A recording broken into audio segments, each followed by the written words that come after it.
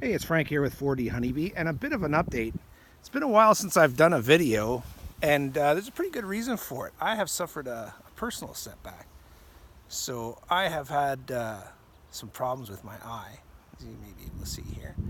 I suffered a detached retina a few weeks ago, and I've had 3 operations on it to get to this point. And the last operation was 2 weeks ago, and I'm still probably a good 4 weeks away from being able to see out of my eye.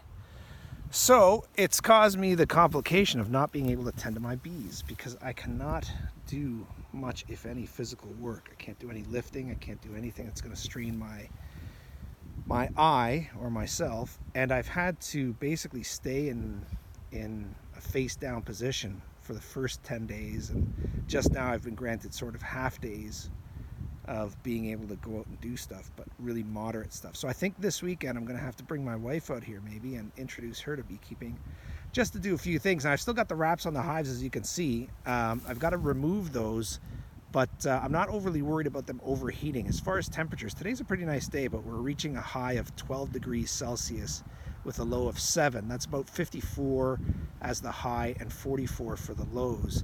And so I'm not worried about them overheating yet, but I got to check on their stores, and I've got to get them some pollen and just change the configuration of the hives. I probably should do a mite treatment as well.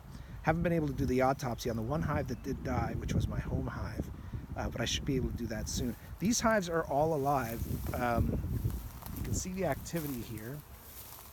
There's good action in all the hives except for this one right here. This one does have some activity, but not too much.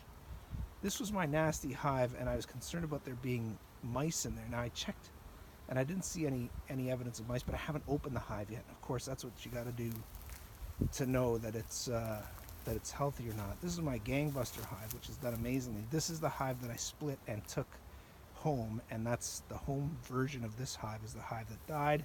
This is one of my new hives, as of last year, of course, and it looks like it's doing really well. And what I'm going to do is I'm going to operate the hives that you see right now that have 2 boxes on them actually are single brood box hives. The second box on top is just an insulating box, and I'm going to operate those as single hive chambers, single brood chambers with just honey production on top, and see if that does better for me this year.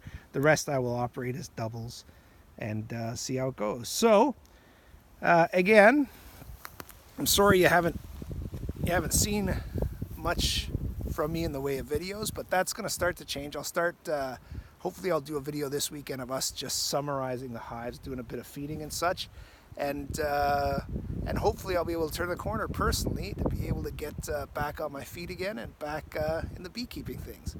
And anyway, your comments are always appreciated. Your support is very much appreciated, and thanks for joining me at 4D Honeybee.